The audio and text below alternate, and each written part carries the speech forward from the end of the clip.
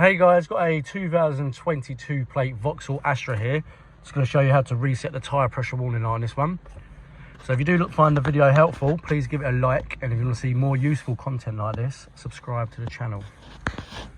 So on this one, we're going to use the screen in the centre of the dash, and from here we're going to press the home button, then settings, then on the right hand side we want to scroll down until we get to vehicle.